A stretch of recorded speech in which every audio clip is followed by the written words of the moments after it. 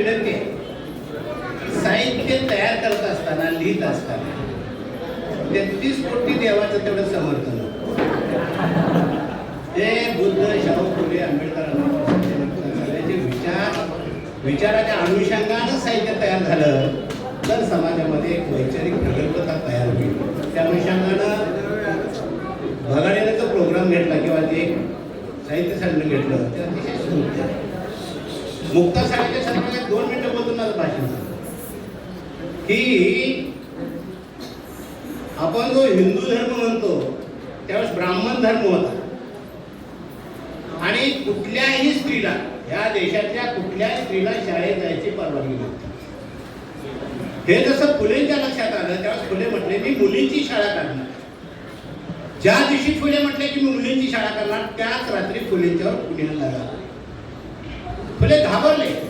असे घाबरलेले फुले लहुजी वस्ताद साहेबांच्याकडे आले. म्हटले वस्ताद मुलीची शाळा काढतो म्हटलं माझ्या पुण्याला झालाय, मला संरक्षण आहे. वस्ताद म्हटले काय प्रकार आहे सांगा. अरे म्हणजे माणसाचं काम करतोस, कोण तुझ्यावर येतं, चल उद्या शाळेच्या ठिकाणी कर घोषणा. मी तिथं काय बोलायचं बोलतो. दुसऱ्या दिवशी फुलेचा सगळा गावा समाज शाळेच्या ठिकाणी गेला. फुले उठले की मी उद्यापासून मुलींची शाळा काढते, मुली शाळेत घाला. आणि लहुजी वस्ताद साहेब उठले म्हटले पुणेकरांनो, जाणवेवाल्यानो, शेंडीवाल्यानो, ही दोघं जे काम करतात ते माणसाचं काम करतायत. जर उद्यापासून शाळा चालू झाल्यानंतर त्या दोघांच्या केसाला धक्का लागला तर मांगाशी गाठ आहे. अशी घोषणा केल्यानंतर पुण्यातली बाबनं गार झाली. टिंबा टिंबा नव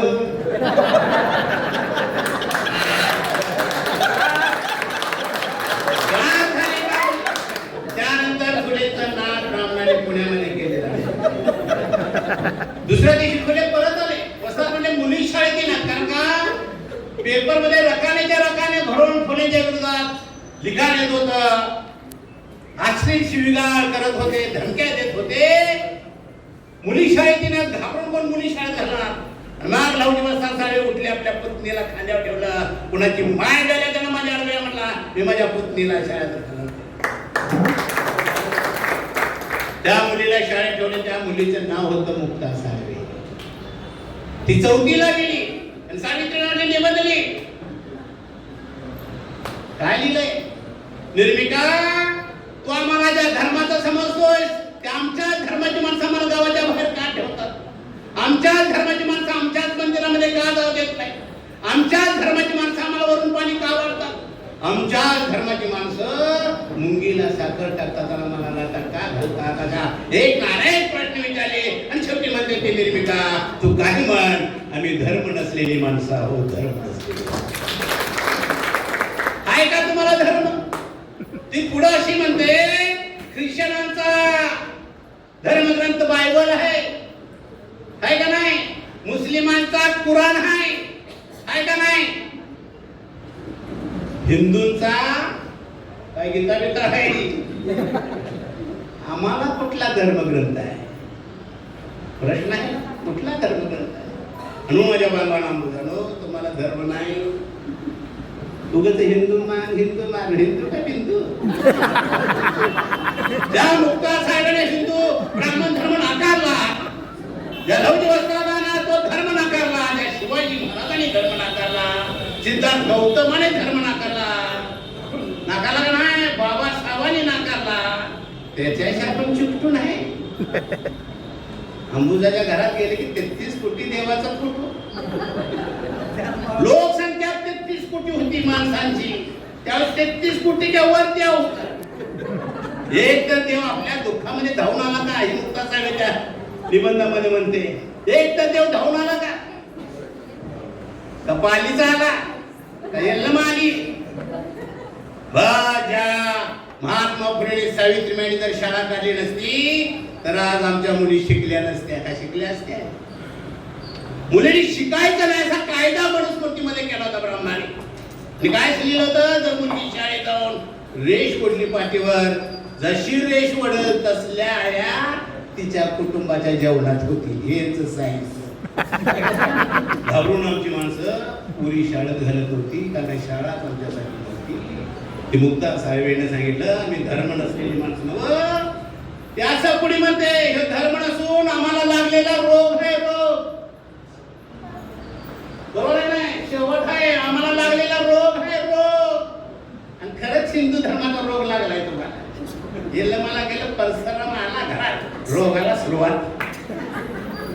कॅन्सरचा माणूस खंगून खंगून मरतोय आणि कुठून खर्च करून मरतोय. कॅन्सरचं पेशंट तसं हिंदू धर्माचं झालं. एकदा परस्पर घरात आला ते कुठून खर्च करत खंगते मरतोय ही अवस्था आहे. म्हणून माझ्या बांधवांनो ज्या घरात बाय देवाच्या नादाला आणि बाप दारुडा ते घर उद्ध्वस्त झाल्याशिवाय राहणार नाही. हे गाडगे महाराज म्हणतात ज्या घरात बाय देवाच्या नादाला बाप दारुच्या नादाला ते घर उद्ध्वस्त होतंय. अंबुजन ह्या दोन तर गोष्टी आहेत का? आमच्या आया बहिणी म्हणतात असू दे कधी तर देव पावल देव नाही पावत. विद्ये विना मती गेली मती विना नीती गेली नीती विना गती गेली गती विना वित्त गेले वित्त विना शूद्र कसले. हे सगळे अनर्थे काय विद्येने केले. विद्या नसल्यामुळे आपल्या अधोगती आहे. म्हणून माझ्या बांधवांनी हात धरून विनंती करतो मुली शिकवा मुलं शिकवा. शिकली पाहिजे का नाही? आम्ही 7वी नापासून आता कलेक्टर टाक गेले नाही. महाराणी सगळं खाल्लं. महाराणी कसलं खाल्लं? शिक की तू. स्पर्धेत उतरल्याशिवाय कलेक्टर होता येणार नाही. एक कलेक्टरच्या जागा असेल तर 10 माणसं येतात. 9 बहुत समाज असतात. असला तर एखादा असतो कोणाचं सिलेक्ट होणार. स्पर्धेत उतरायसाठी विद्या महत्वाची आहे. ते विद्या ज्ञान देण्याचं काम डॉक्टर बाबासाहेब आंबेडकरांनी ज्ञानाच्या कवाडात खुली केली. म्हणून आम्ही शिकतो. म्हणून आता निवडून आलेल्या सदस्यांना सुद्धा सांगतोय सावित्रीबाईमुळेच निवडून आलाय तुम्ही. सावित्रीबाईंनी स्वतः बाबासाहेबांनी घटनेत तरतूद केली. महिलांचं रिझर्वेशन, एससीचं रिझर्वेशन, एसटीचं रिझर्वेशन. म्हणून आम्ही निवडून येतो. ओपनवर कोण येतंय का? आणि कोण निवडून देतंय का? आणि म्हणून निवडून आणलेली काय सदस्य पाहायला जातात. मी निवडून आलो. तुमच्या घरात बाबासाहेबांचा फोटो, फुलेंचा फोटो, बुद्धाचा फोटो, अण्णाबाचा फोटो, सावित्रीबाईचा फोटो, मुक्ता साहेबचा फोटो असू दे. पुढची पिढी म्हणेल बाबासाहेब कोण? घे पुस्तक वाच. आणि यल्लमाचा फोटो पोरगा काय म्हणाल ही कोण? 70 पिढी सांगतोय मी ह्या महापुरुषांची. यल्लमाची 70 पिढी काय सांगायची? काय सांगता येत नाही. म्हणून महापुरुषांचे फोटो लावून मुला मुलींना शिकवा हा संदेश या साहित्य संमेलनामध्ये मी देतो.